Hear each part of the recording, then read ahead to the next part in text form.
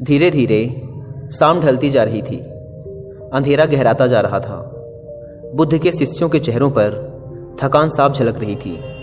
बुद्ध समझ चुके थे कि शिष्यों को विश्राम की जरूरत है, अतः उन्होंने एक सुरक्षित स्थान देखकर शिष्यों को रुकने का आदेश दिया।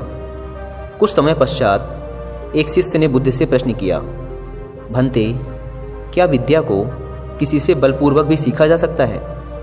कदापि नहीं। विद्या को केवल सेवा भाव से ही सीखा जा सकता है। इसी संबंध में मैं तुम्हें एक बहुत ही बलशाली राजा की कथा सुनाता हूँ। ध्यान से सुनो। बुद्ध ने शुरू किया। एक फकीर था। वह जंगल में घास फूस की कुटिया बनाकर रहता था। उसे एक विद्या आती थी। वह पीतल को सोना बना देता था, लेकिन इस विद्या का प्रयोग वह तभी करता था जब उसे उसकी बहुत आवश्यकता होती थी, और वह भी गरीबों के फायदे के लिए। एक दिन एक बहुत ही गरीब ब्राह्मण उसके पास आया। उसको अपनी लड़की का विवाह करना था और उसके पास एक फूटी कौड़ी भी नहीं थी। उसने फकीर को अपनी परेशानी बताई। फकीर ने समझ लिया कि यह सचमुच परेशानी में है। उसने पीतल के एक बर्तन को सोने का बनाकर उसे दे दिया और कहा कि इस बर्तन को बेचकर उन रुपयों से अपनी बेटी का विवाह कर लेना। ब्राह्मण उस बर्तन को लेकर एक सुनार की दुकान पर गया।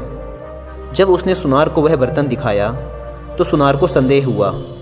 ऐसे फटे हाल आदमी के पास सोने का बर्तन हो ना हो, यह राजा का ही है। सुनार उसे पकड़कर राजा के पास ले गया। राजा ने पूछा कि क्या बात है, तो उसने सब कुछ सच सच बता दिया। बात सुनकर राजा के मन में लालच आ गया। उसने सोचा, फकीर को बुलाकर यह विद्या अवश्य सीखनी चाहिए। यह सोचकर उसने ब्राह्मण को तो छोड़ दिया, साथ ही अपने एक सिपाही से कहा कि जाओ और उस फकीर को पकड़कर ले आओ। सिपाही गया और थोड़ी देर में ही फकीर को लेकर वापस आ गया। राजा ने कहा, फकीर, तुम पीतल को सोना बनाना जानते हो? फकीर बोला, जी हाँ। राजा ने कहा, यह विद्या हमें सिखा दो। फकीर ने डरता से बोला, नहीं, मैं ऐसा नहीं कर सकता।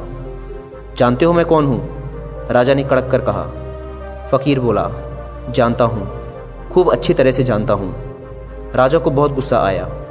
उसने कहा, मैं तुम्हें 15 दिन का समय देता हूँ। अगर इस बीच तुमने मुझे विद्या सिखा दी तो ठीक है, नहीं तो फांसी पर लटकवा दूंगा। उसने फकीर को भिजवा दिया। वह रोज़ शाम को उसके पास एक सिपाही भेजता कि वह तैयार है या नहीं, लेकिन फकीर का एक ही उत्तर होता, नहीं। ऐसी विद्या को राजा छोड़ना नहीं चाहता था।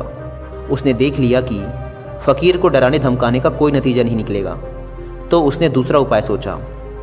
जब 7 दिन बाकी रह गए तो उसने अपना भेष बदला और फकीर के पास जाकर उसकी सेवा करने लगा। उसने फकीर की इतनी सेवा की कि फकीर खुश हो गया। फकीर ने पूछा, बोल तू क्या चाहता है? राजा ने कहा, मुझे आप वह विद्या सिखा दीजिए जिससे आप पीतल से सोना बना देते हैं। फकीर ने उसे विद्या सिखा दी और कहा, देख, इसका इस्तेमाल दीन दुखियों की भलाई के लिए ही करना। राजा अपने महल में आ गया। 15वें दिन उसने फकीर को बुलाया और कहा, बोलो, विद्या सिखाने को तैयार हो या नहीं? फकीर ने कहा, नहीं। तो तुम्हें फांसी लगवा दूं? जरूर, फकीर ने कहा। तब राजा ने गर्व से हंसकर कहा, जिस विद्या का तुम्हें इतना घमंड है उसे मैं जानता हूँ। इतना कहकर राजा ने एक पीतल के बर्तन को सोने का बनाकर दिखा दिया। फकीर ने कहा, राजन, तुमने यह विद्या किसी की सेवा करके सीखी है। विद्या कभी भी डरा धमकाकर हासिल नहीं की जा सकती। सभी शिष्य कहानी का अर्थ समझ चुके थे। इसके पश्चात सभी ने एक साथ भोजन किया और विश्राम करने लगे।